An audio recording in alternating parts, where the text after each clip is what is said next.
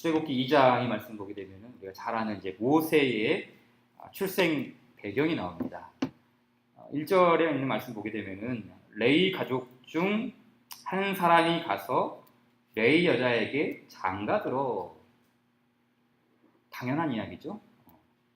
레위 사람이 레위 여자에게 장가들어 결혼을 했다. 당연한 이야기를 이렇게 표현했습니다. 오늘날로 말하자면 한 남자가 한 여자를 만나서 결혼을 했다는 것이죠.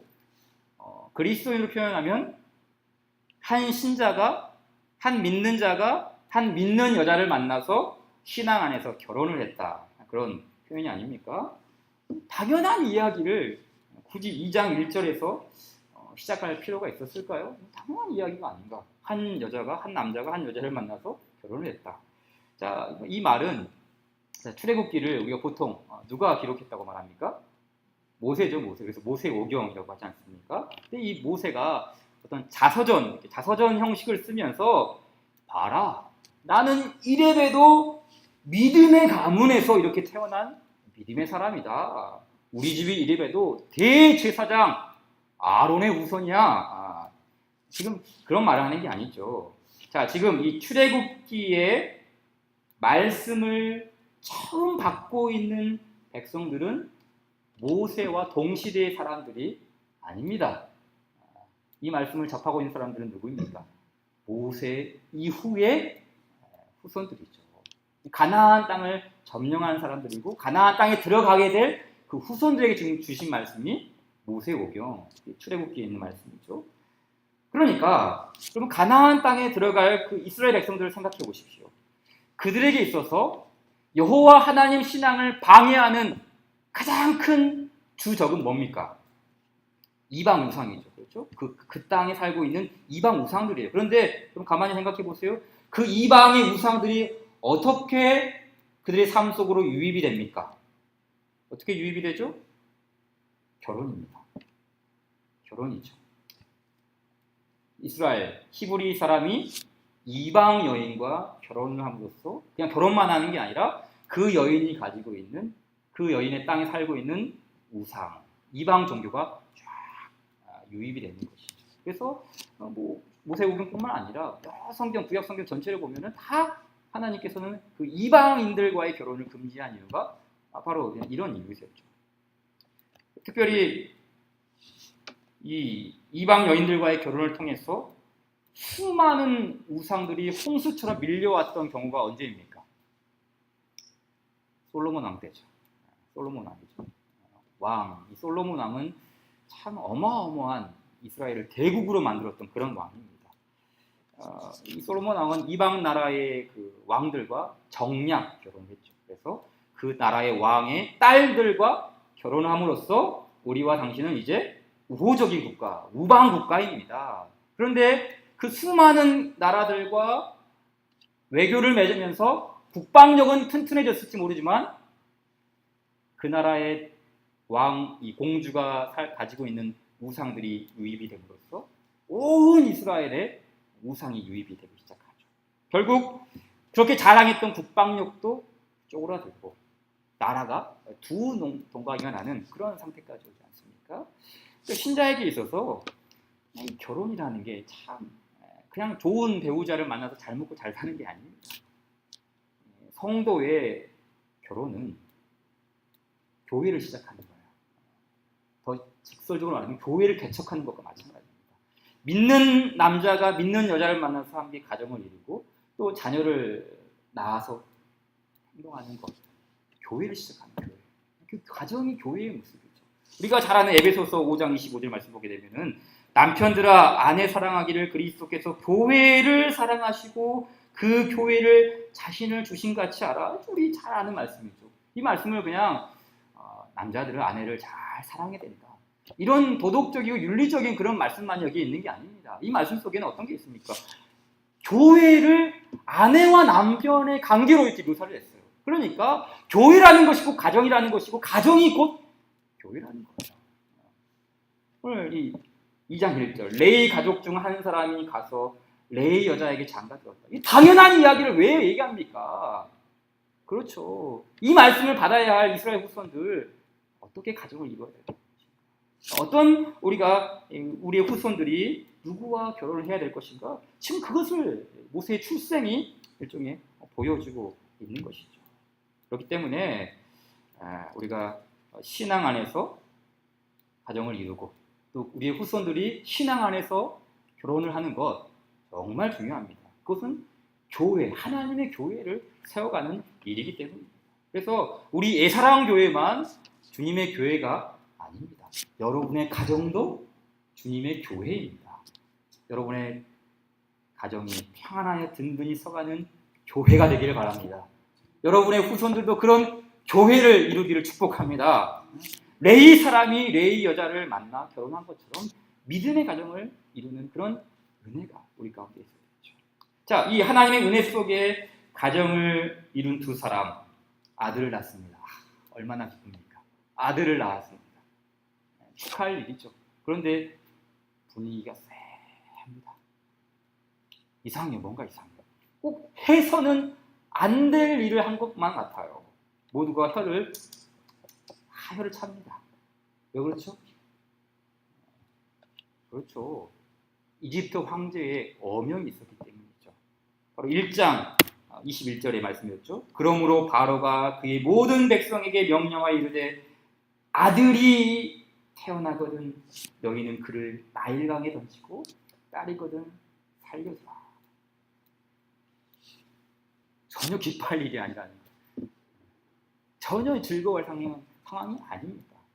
근데 이 모세의 부모가 황제의 명을 어기고 아이를 숨기죠. 석 달 동안이나 들키지 않았습니다. 방법이 아주 좋았던 것 같아요. 그 울음소리를 어떻게 가렸는지 조용히 잘 들키지 않고 숨겼습니다. 근데 성경을 보니까 그 이유가 참 특이해요. 왜 이 모세의 부모가 이 아이를 숨겼다고 말하죠? 그가 2절 말씀 보니까 그가 잘 생긴 것을 보고 석 달 동안 그를 숨겼다. 이놈 봐라. 정말 잘생겼다. 이놈 어떻게 나일강에 버릴 수 있단 말이냐? 근데 그렇게 못해. 잘생긴 것을 보고 그 녀석 참 죽이기는 아깝다. 이런 뜻일까요? 이 말씀을 이제 그 사도행전에 보게 되면 스데반 집사님이 설교한 말씀이 나오는데 제가 가져왔어요. 이렇게 말했더라고요. 그때에 모세가 났는데 뭐라고요? 하나님 보시기에 아름다운지라 라고 했어요. 하나님 보시기에 아름다운지라. 그러니까 이 모세를 이 부모는 평범하게 봤다는 게 아니에요. 그냥 잘생겼네 이 녀석. 그게 아니라 이 아이에게는 하나님의 숨겨진 계획이 있다. 하나님께서는 이 아이를 통해서 뭔가 위대한 일을 행하실 것이다. 그러니까 인간의 시각으로 그 아이를 바라본 게 아니라 믿음의 부모에게는 뭐가 있었습니까? 믿음의 시각이 있었어요. 얘는 하나님께서 얘를 통해서 뭔가 하시는 게 있다. 그게 뭐 성경에 나와 있잖아요. 뭐 꿈을 통해서일지 혹은 말씀을 통해서일지 어떤 감동을 통해서일지 말씀은 나와 있지 않지만 모세의 부모는 그걸 감지한 거예요. 영적인 민감함이죠. 하나님께서 이 아이를 통해서 위대한 일을 행하실 것이다. 하나님 보시기에 아름다운지라. 모세의 부모는 그것을 이 아이를 통해서 봤다는 것입니다. 우리가 그렇잖아요. 참 인간적인 시선으로 아이를 바라보면 참 선한 것이 아무것도 없어요. 또 이제 가끔씩 아들을 좀 바라볼 때면 깜짝깜짝 놀랄 때가 있어요. 얘가 정말 잘생겼다. 뭔가 예사롭지 않다. 다른 아들과 보면 피부도 하얗고 왜 이렇게 잘생겼는지. 근데 잘생겼긴 잘생겼는데 영적으로 조금 이렇게 좀 부족하다랄까요? 예배드리자, 가정 예배드리자 그러면 싫어요. 교회 가자 안 가요. 물론 지금은 이제 많이 좋아졌는데 그렇잖아요. 그러니까 아이에게 있어서 죄성이 있으니까 선한 것이 하나도 없어요. 기대할 것이 없는 것이죠. 근데 여러분 그 부모의 시각을 바꿔야 돼요. 하나님 보시기 그러니까 내 시각으로 바라보면 여전히 아무것도 못하고 교회도 안 나가려고 그러고 믿음도 없는 것 같고 말씀만 부리고 왜 이런 삶을 사는지 이게 우리는 잘 그렇게밖에 안 보이죠. 그런데 보세요. 하나님 보시기에 아름다워. 우리의 시각을 바꿔야 한다는 것이죠. 여러분, 모세는 하나님 보시기에 아름다운지라. 여기에 말씀 속에 모세를 빼고 여러분 자녀를 넣어보세요. 준원이는 하나님 보시기에 아름다운지라. 히엘이는 하나님 보시기에 아름다운지라. 그러니까 인간적인 시선에 의해서 자꾸만 우리 아이들이 조금 부족하게 보일 때 여러분 시각을 보지 마시고 이 말씀 그대로 붙잡고 기도하세요. 하나님, 우리 아들은 하나님 보시기에 아름답습니다. 하나님, 우리 딸은 하나님 보시기에 아름답습니다. 내 시각을 좀 바꿔주십시오. 우리 문제는 아이의 문제가 아니라 부모의 문제입니다. 그렇죠? 부모의 문제. 우리가 하나님 보시기에 아름다운지 여러분의 자녀들을 이 말씀 붙잡고 그렇게 기도하기를 바랍니다. 자, 이제 하나님의 이 큰 계획 가운데 태어난 모세는 근데 이제 태어나는 순간부터 죽음의 위기에 마주치게 됩니다. 그렇죠? 태어나는 그 순간이 이 아이는 죽을 운명이에요. 애굽의 그 나일강이 기다리고 있습니다. 모세에게 있어서 나일강은 마지막이죠. 모세에게 있어서 나일강은 죽음의 장소입니다. 다른 아이들이 죽었던 것처럼 모세 역시 똑같이 동일한 길로 갈 수밖에 없어요. 그러나 여러분, 하나님이 누구십니까? 하나님은 당신이 택한 백성들을 구원하시는 하나님이십니다. 하나님은 모세를 구원하기 위해 무엇을 예비하십니까? 바로 갈대 상자예요. 갈대 상자.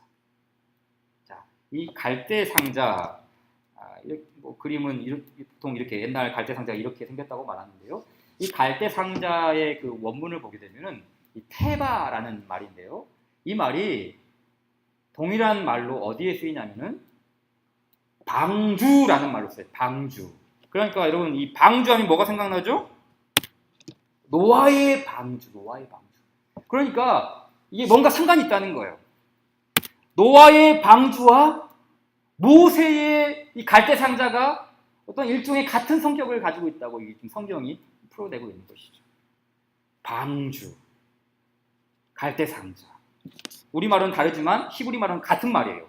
그러니까 갈대 상자가 이 방주라는 뜻입니다. 여러분, 이 방주의 특징이 뭐죠? 방주? 방주는 물살을 저을 수 있는 노가 있는 게 아닙니다. 방주는 바람을 이렇게 막고 항해할 수 있는 돛이 있는 것도 아니에요. 방주는 말 그대로 그냥 직사각형, 네모난 상자라고 생각하시면 돼요. 그러니까 방주 안에 있는 사람은 할 수 있는 게 아무것도 없어요. 아무것도 없어요. 그렇죠? 노아와 그의 가족들, 방주 안에서 할 수 있는 거 아무것도 없었습니다. 마찬가지죠. 모세 어린 아이가 방주, 그 갈대 상자 안에 있습니다. 할 수 있는 게 아무것도 없어요. 그저 물결에 자신의 운명을 맡기는 것입니다. 그런데 여러분 보십시오. 노아와 그의 가족들이 그 어마어마한 대홍수 속에서도 구원을 받습니다. 이것은 그들이 방주 안에 있었기 때문이 아니라 방주를 운행하시는 하나님의 은혜가 있었기 때문이죠. 방주를 붙잡으시고 방주를 운행하시고 방주를 친히 보호하시는 하나님의 은혜가 있었기 때문입니다. 마찬가지죠. 모세가 지금 구원의 방주에 올라탔습니다. 그가 할 수 있는 것은 아무것도 없습니다. 방주를 떠나보내는 그 어비도 할 수 있는 게 아무것도 없어요. 오직 믿음으로 하나님의 은혜를 구하는 것뿐입니다. 그런데 그 모세가 올라탄 방주도 하나님이 친히 운행해 가십니다. 얼마든지 뒤집힐 수도 있고 얼마든지 까발릴 수도 있고 악어가 나타나서 그걸 삼킬 수도 있어요. 그런데 그 방주는 물결을 따라서, 아니 하나님의 운행하심을 따라서 어디로 흘러갑니까? 바로의 딸, 공주가 목욕하러 나오는 그 순간으로 흘러가게 됩니다. 자, 4절 이하의 말씀을 보십시오. 자, 4절 이하에 보게 되면 그의 누이가 어떻게 되는지를 알려고 멀리 섰더니 바로의 딸이 목욕하러 나일 강으로 내려오고 시녀들은 나일 강가를 거닐 때에 그가 갈대 사이에 상자를 보고 시녀를 보내어 가져다가 열고 그 아기를 보니 라고 합니다. 자 보세요. 모세가 올라탄 방주가 물결을 따라서 쭉 흘러서 나일 강가로 이렇게 갔는데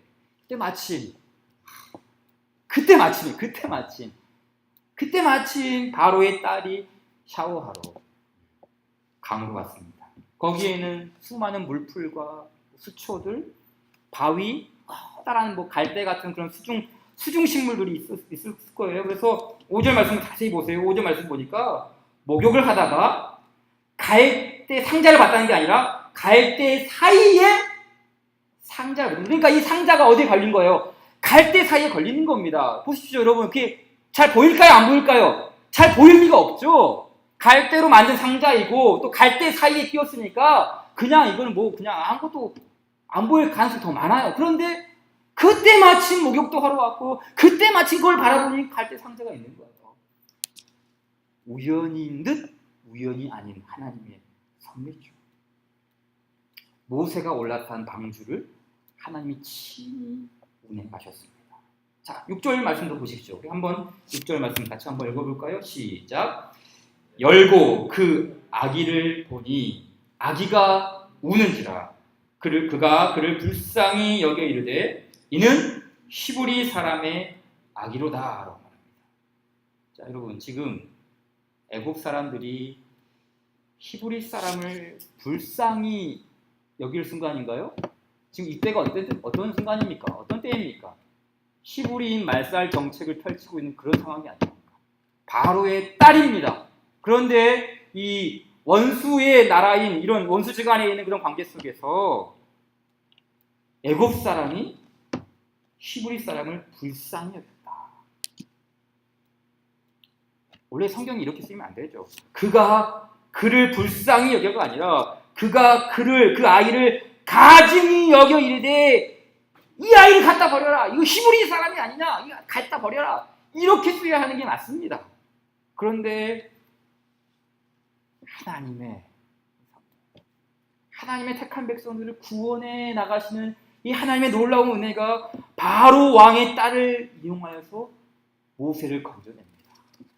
기가 막힌 섭리죠. 이게 인간의 방법으로는 도저히 상상할 수 없는 놀라운 섭리가 지금 이 모세의 출생을 통해서 이어지고 있는 것이죠. 여러분, 우리의 인생도 참 마찬가지입니다. 우리가 참 마치 죽을 것과 같은 그런 순간에 봉착할 때가 있죠. 이건 마지막인가? 이것이 끝인가? 숨이 턱 막히는 그런 순간이 있습니다. 그러나 여러분, 하나님은 벼랑 끝에서도 길을 내시는 분이십니다. 죽음의 강에서도 그 모두가 죽어가는 그 죽음의 강에서도 생명을 건지시는 하나님이지 않습니까? 죄와 허물로 죽은 우리를 예수 그리스도를 통해 건지셨습니다. 사망에서 생명으로 옮기셨습니다. 마찬가지입니다. 하나님께서 하나님의 택한 백성들의 삶을 운행해 가고 계십니다. 모세만 운행해 가시는 것이 아니라 그 갈대 상자만 운행해 가시는 것이 아니라 오늘 우리의 삶도 주께서 친히 운행해 가고 계십니다. 길을 내시는 하나님, 건지시는 하나님, 마지막이 결코 마지막이 아닌 그 구원의 하나님을 신뢰하기 바랍니다. 자, 이제 그 7절에서 이제 7절 이하에 나오는 말씀 보게 되면은 7절부터 9절까지는 이제 하나님의 섭리 가운데에 모세가 어머니 요게벳 밑에서 자라나게 됐음을 이제 보여주는 그런 말씀이 나오죠. 그러니까 아이를 죽음에서 살렸을 뿐만 아니라 양육도 하고 젖도 먹이고 거기다가 돈까지 받으면서 어마어마한 은혜 위에 은혜라고 이런 것을 은혜 위에 은혜, 생명만 거지는 게 아니라 모든 게 다 좋았어요. 물론 이제 중요한 건 이 기간 동안 이 요게벳은 모세에게 집중적으로 신앙을 교육시켰을 것이죠. 이때밖에 없으니까 자기가 돌볼 수 있는 기간이 이때밖에 없으니까 집중적으로 신앙을 교육시켰을 것입니다. 자, 그런데 우리가 보고자 하는 건 이제 10절 말씀인데요, 여러분. 자, 10절 말씀 한번 잘 보십시오. 같이 한번 읽을까요? 10절 시작. 그 아기가 자라매 바로의 딸에게로 데려가니 그가 그의 아들이 되니라. 그가 그의 이름을 모세라 하여 이르되 이는 내가 그를 물에서 건져내었음이라 하였더라. 자, 이 말씀 보니까 모세는 누구의 아들이 되었다고요? 그렇죠. 그가 그의 아들이 되니라. 이 말은 그가 누굽니까? 모세죠. 모세가 그의란 말은 여기서 말하는 이 소유격은 바로의 딸입니다. 그러니까 모세가 바로의 딸의 아들이 되었다라는 것이죠. 바로의 딸의 아들이 되었다는 것은 이제 바로의 직계 후손이 되었다는 거예요. 비록 피부색은 다르지만 철저하게 이집트 사람이 되었고, 철저하게 왕궁의 사람이 되었고, 철저하게 우리 지난주에 봤던 것처럼 그 세상의 나라, 그렇죠? 이 세상과 저 세상, 그렇죠? 이 백성과 그 백성, 전혀 다른 이 세상의 사람이 되었다는 거예요. 사도행전 7장 22절 말씀 보니까 모세를 가리켜서 이렇게 말했어요. 모세가 애굽 사람의 모든 지혜를 배워 그의 말과 하는 일이 능하더라. 철저하게 이 모세는 애굽화. 피는 히브리인이지만 모든 삶의 방식과 행동 양식이 다 애굽 사람이 되었다는 것이죠. 그래서 그가 그의 아들이 되니라. 그럼 우리가 이렇게 생각할 수가 있죠. 이 애굽이라는 것은 이제 세상을 가리키는 거예요. 그럼 모세가 세상에 속한 사람이 되었는가? 그렇습니까? 아니죠. 그럼 모세의 이름의 뜻이 무엇이었죠? 모세. 물에서 건졌다라는 그런 뜻이죠. 다시 말해, 그는 세상에 속하였지만 세상에서 건진받은 구별된 백성으로서 살았다는 거예요. 그것을 어떻게 알 수 있는가? 자, 이제 우리가 다음 주에 살펴보겠지만 그 10절과 11절 사이에는 약 40여 년 동안의 갭이 있습니다. 그렇죠? 그러니까는 이 10절과 11절 사이에는 기간이 있단 말이에요. 그 기간 동안 이 모세가 어떠한 삶을 살았는가? 그 어떻게 세상에 속한 사람으로 히브리 사람이 애굽 사람으로 살아갔는가? 그걸 말하고 있는 것이 아니라 그 세상 속에서도 어떻게 신앙의 정체성을 지키며 살았는가를 이제 그 증언해내는 성경이 있습니다. 우리 말씀을 찾아보겠습니다. 히브리서로 갑시다. 히브리서 말씀이 그 말씀을 증언하고 있는데요. 히브리서 11장, 우리 잘 아는 믿음장이죠. 자, 히브리서 그 11장이 이제 아까 봤던 출애굽기 2장 10절과 11절 사이에 그 40여 년의 갭을 어떻게 설명해 주고 있는가 봅시다. 히브리서 11장 24절 찾아주셨나요? 같이 한번 읽을까요? 시작. 믿음으로 모세는 장성하여 바로의 공주의 아들이라 칭함받기를 거절하고, 적으십시오. 모세는 분명히 애굽에서 애굽파 되었고 애굽의 사람으로 살아갔고 이집트 공주의 아들로서 살아갔을 것입니다. 그런데 본질적으로 보니까 뭐라 그럽니까? 모세는 장성하여 바로의 공주의 아들이라 칭함받기를 거절했다. 거절. 중요한 말이죠. 거절이라는 말.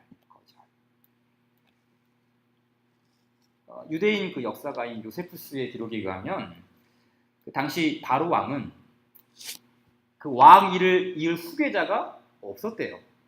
그러니까 공주잖아요. 왕자가 있어야 되는데 왕자가 아들이 없는 거예요. 그러니까 공주의 아들, 공주도 결혼 안 한 것이죠. 근데 공주의 아들, 양 아들인 모세도 지금 왕궁의 직속 이제 후계자이지 않습니까? 그러니까는 이 모세도 황제가 될 수 있는 가능성이 있는 거예요. 아직 후계자가 없으니까, 세자가 없으니까 이게 이제 모세도 그런 가능성이 있는 것이죠. 그럼 당시 이집트 생각해 보시죠. 절대 권력, 절대 왕국, 세계 최고의 나라였습니다.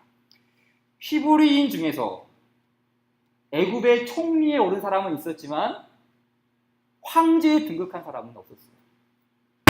도전해 볼 만한 가능성이 있습니다. 그런데 모세는 믿음으로 거절했다. 믿음으로 모세는 공주의 아들이라 칭함받기를 거절했다. 이 믿음이 무엇인지를 잘 보여주죠. 믿음은 지적인 동의가 아닙니다. 믿음은 삶이죠. 삶이 없는 지식적인 믿음은 껍데기에 불과한 것이죠. 그러니까 이 믿음이라는 것은 그러기에 저항력이 있어요. 저항. 거절하는 것이죠. 하나님의 뜻에 맞지 않으면 손사래를 칠 수 있는 것이 믿음이죠. 그러니까 이 모세가 바로의 후계자였지만 결코 세상에 속하지 아니하고 하나님께 속한 사람으로서 살아갈 수 있었던 첫 번째 모습이 뭐냐면 거절이었던 거죠. 자, 또 하나, 모세는 공주의 아들이었지만 어떻게 또 하나님의 백성으로 하나님의 자녀로 살아갈 수 있었는가? 25절의 말씀이 또 이것을 증언하고 있죠. 25절을 같이 읽을까요? 시작. 도리어 하나님의 백성과 함께 고난받기를 잠시 죄악의 낙을 누리는 것보다 더 좋아하고 라고 했어요. 여기 더 좋아했다라는 말은 더 나은 것을 선택했다라고 선택했다. 그러니까 24절의 키워드는 거절이고 25절의 키워드는 선택. 이 좋아하다는 말이 선택했다는 거예요. 그러니까 이게 이 말씀의 순서를 바꾸면 이렇게 말할 수 있어요. 잠시 죄악의 낙을 누리는 것보다 하나님의 백성과 함께 고난받기를 선택했다 이거예요. 하나님의 백성과 함께 고난받기를 선택했다. 이런 번역이 더 맞는 거예요. 그렇죠, 여러분? 우리가 거절을 하면은 손해가 있기 마련이죠. 손사래를 치면 반드시 희생하는 일이 있어요. 그리스도인은 반드시 고난과 환난을 거쳐가야 합니다. 일종의 코스죠, 코스. 우리가 운전을 하다 보면은 긴 터널이 있지 않습니까? 그 긴 터널을, 어두컴컴한 터널을, 그 고난이라는 터널을 거쳐가야 하는 것이 그리스도인의 여정이에요. 우리가 남자들이 다 군대에 가는데 반드시 우리가 군대에 갈 때 거치는 코스가 있어요. 바로 군대에 들어가서 이렇게 짝대기 하나 다는 게 아니라 훈련소를 들어가서 훈련소. 모든 군인들이 그러하듯이 반드시 이 훈련소라는 코스를 거쳐야 자대 배치를 받습니다. 근데 제가 처음 훈련소에 들어갔을 때 가장 많이 들었던 말이 뭔지 아세요? 뭐 지금도 거의 비슷할 것 같은데 뭐냐면은 피할 수 없다면 즐겨라. 피할 수 없다면 즐겨라. 그 어려운 과정들, 한 번도 태어나서 이제까지 부모와 떨어져 본 적이 없고 이렇게 긴 세월 동안 힘든 육체적인 이런 훈련을 받아야 하는 거 그게 쉽지만은 않은 일이거든요. 어떻게 보면 그걸 견디어야 하는 게 고문일 수 있죠. 하고만 싶다면 포기하고 싶고 중도 하차. 그래서 실제 지구로 간 아이들도 있어요. 여러분, 근데 그것을 훈련이라고 생각하고 혹은 캠프라고 생각하고 혹은 1박 2일 병영 캠프라고 이렇게 생각한다면 이야기는 달라지죠. 충분히 그 힘든 시간도 즐길 수 있는 그런 시간이 되는 거예요. 여러분, 예수님이 말씀하셨어요.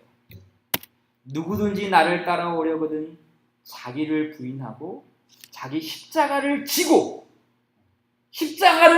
나를 따를 것입니다. 여러분, 십자가를 질 것인가? 십자가를 버릴 것인가? 그건 우리의 몫입니다. 그러나 십자가를 선택한다 해도 우리는 억지로 마지못해 얼굴을 찌푸리면서 그런 신앙생활하는 사람이 아닙니다.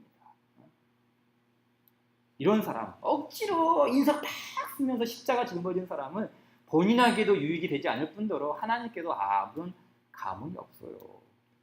여러분, 십자가를 짊어진다는 것은 슬픔을 짊어진다는 것이 아닙니다. 십자가를 맨다는 것은 매일 금식하고 뭐 철야하고 뭐 이렇게 자기 부인하고 그런 게 아니에요. 십자가를 맨다는 것은 고난을 맨다는 것이 아닙니다. 여러분, 십자가가 무엇입니까? 십자가는 생명이고 구원이고 즐거움이죠. 십자가는 부활입니다. 그 십자가 속에는 하나님의 은혜가 있는 것이죠. 그래서 우리는 십자가를 선택하고 나서 이런 노래를 부를 수 있는 거예요. 참 기쁜 마음으로 십자가 지고 가라. 내가 기쁘게 십자가 지고 가면 슬픈 마음이 위로받네. 그렇죠. 십자가 짊어지면 슬퍼지는 게 아니라 오히려 십자가 때문에 위로를 받고 십자가 때문에 힘을 얻고 십자가 때문에 승리를 얻게 됩니다. 그러니까 십자가를 선택하는 거예요. 모세가 지금 십자가를 선택한 것이죠. 억지로 마지못해서 그걸 선택한 게 아니라 거기에 즐거움이 있기에, 거기에 생명이 있기에, 거기에 참된 영혼이 있기에 기쁜 마음으로 그것을 즐기면서 그것을 선택하고 주께 나아갔던 것이죠. 자, 마지막으로 모세는 공주의 아들이었지만 어떻게 하나님의 백성으로 살아갈 수 있었는가? 26절의 말씀이 또 말해주고 있습니다. 26절 같이 읽을까요? 시작. 그리스도를 위하여 받는 수모를 애굽의 모든 보화보다 더 큰 재물로 여겼으니 이는 상 주심을 바라봄이라. 아멘. 자, 모세에게 있어서 더 큰 영광은 무엇입니까? 자, 이 보십시오. 애굽의 모든 보화가 있고요. 그리스도를 위하여 받는 수모. 모세에게 있어서는 이게 더 컸어요. 애굽의 모든 보화보다 더 큰 게 뭐냐? 그리스도를 위하여 받는 수모. 이게 무슨 말입니까? 모세는 진정으로 가치 있는 것이 무엇인지 알았다는 거예요. 정말 무엇이 가치 있는가? 정말 무엇이 이 세상에서 영원히 바꿀 수 없는 참된 가치인가? 애굽의 모든 보화인가? 아니면 그리스도인가? 애굽의 모든 영광인가? 아니면 하나님 나라의 영광인가? 보이는 이 물질이 영광인가? 아니면 보이지 않는 그 영원한 것이 더 큰 것인가? 모세는 더 가치 있는 것을 선택했습니다. 그리고 그것을 행동으로 증명합니다. 이제 설교가 끝나고 부를 찬송가 중에 341장의 찬송 가사가 있는데요. 그 가사가 이렇습니다. 십자가를 내가 지고 주를 따라가도다.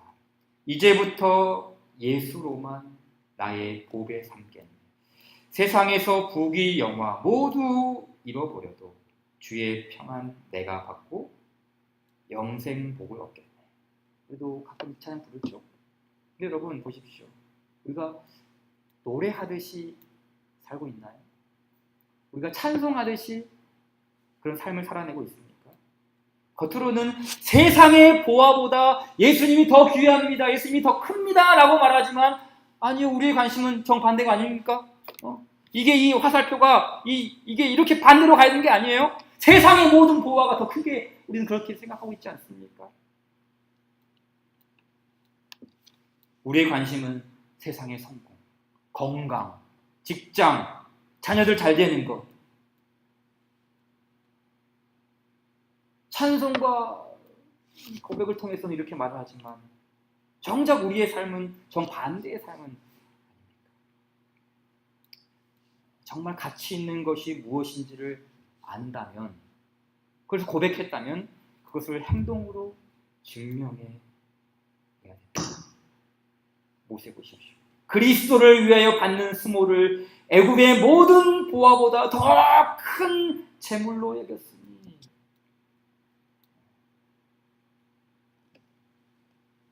그에게 있어서 정말 가치 있는 것은 하나님의 영광이었고 하나님 자신이었고 부수적인 것들이 아니었어요. 하나님이 주시는 상, 하나님이 주시는 어떤 재물, 하나님이 주시는 어떤 성공, 하나님이 주시는 어떤 선물, 이게 아니었던 것이죠.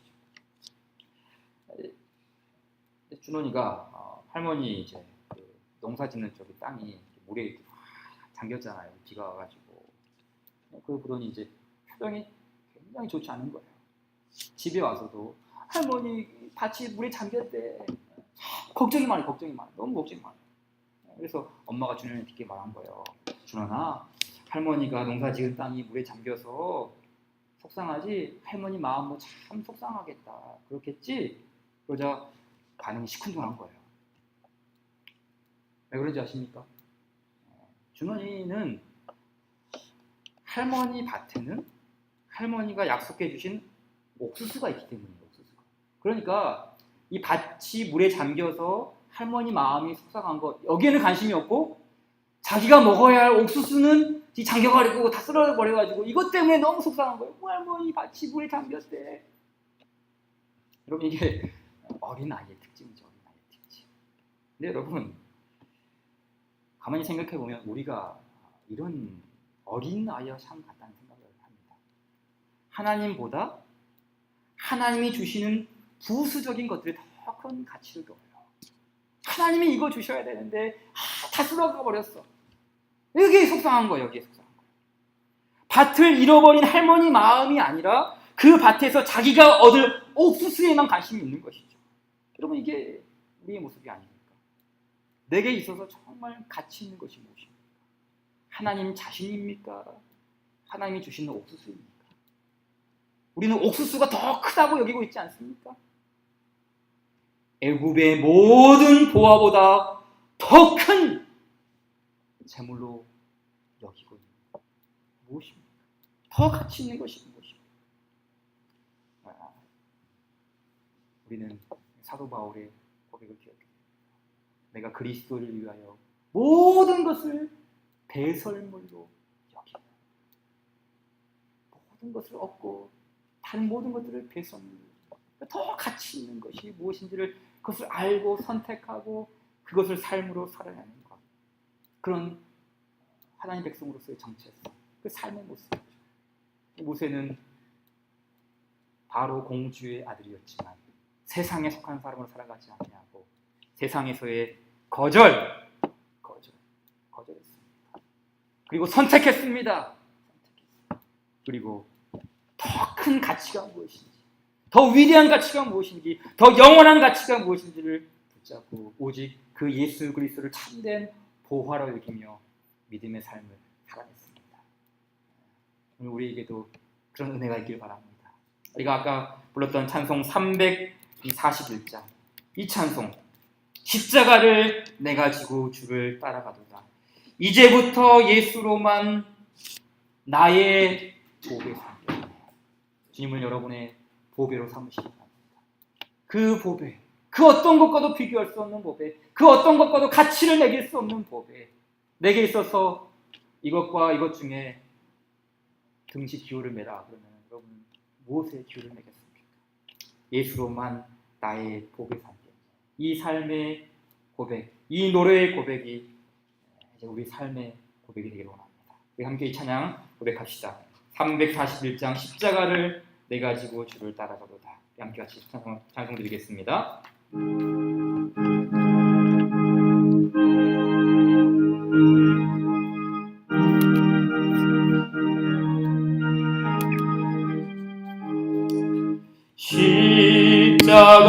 십자가를 내가 지고 주를 따라갑니다.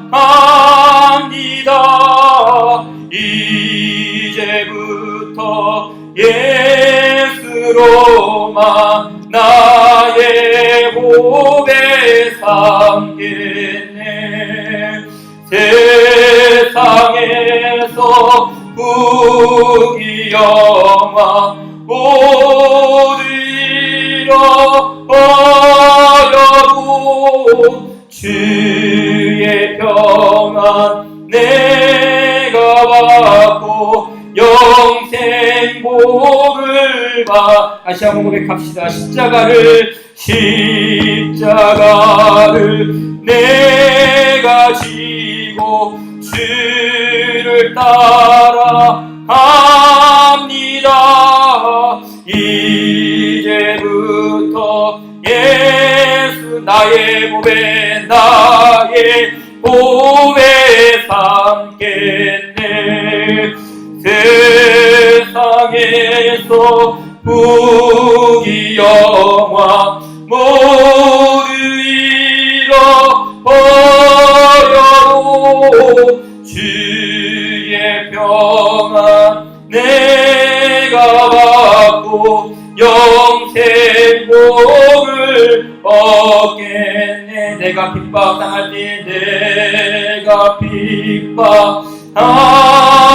때에 주의 품에 안기고 세상 고초 당할수록 많은 위로 받겠네. 주가 주신 주신 기쁨에 기뻐할 것 무엇냐. 주가 나를 사랑하니 기뻐할 것뿐이. 내가 핍박당할 때에 내가 핍박당할 때에 주의 품에 안기고 세상 고초 당할수록 많은 위로받게. 주가 주신 기쁨에 주가 주신 기쁨에 기뻐할 것 무엇냐. 주가 나를 사랑하니 기뻐할 것뿐일세.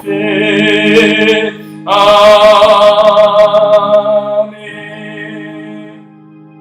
시간 함께 같이 기도하겠습니다. 주가 주신 기쁨 외에 기뻐할 건 주가 나를 사랑하니 기뻐할 것뿐이었습니다. 주님이 우리를 사랑하셔서 모세를 그 죽음의 강에서도 건지셨던 것처럼 우리를 죄와 사망의 법에서 건지셨습니다. 그 마지막 순간에 이제 모두가 끝이라고 했던 그 순간에 하나님께서는 길을 여셔서 모세를 건지시고 모세를 친히 운행해 가셨습니다. 오늘도 주님께서 우리의 삶을 붙드시고 우리를 사랑하셔서 지금도 운행해 가고 계시는 그 하나님의 사랑이 우리 모두에게 있습니다.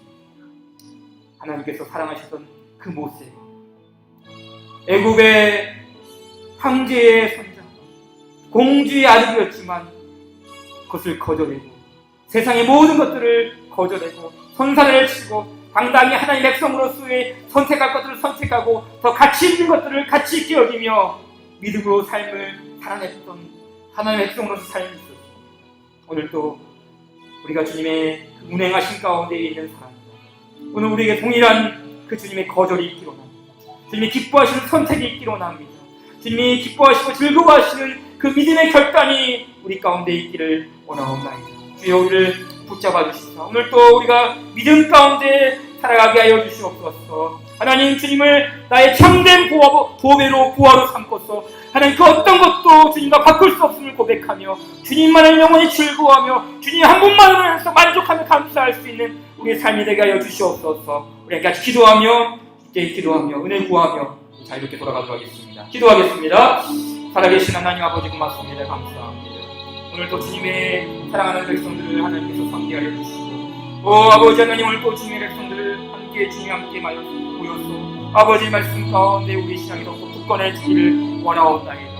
아버지 하나님의 사랑 가운데 하나님 우리가 살아있음을 고백하오니 더욱더 믿음 안에 굳건히 서서 나아가게 하여 주시옵소서. 하나님의 베푸심과 하나님의 운행하심을 따라서 믿음으로 나가게 하여 주시옵소서. 눈과 귀에 아무 증거 없어도 하나님의 신실하심을 믿으며 나아가게 하여 주시옵소서. 오 아버지 하나님 도와주시옵소서. 성령님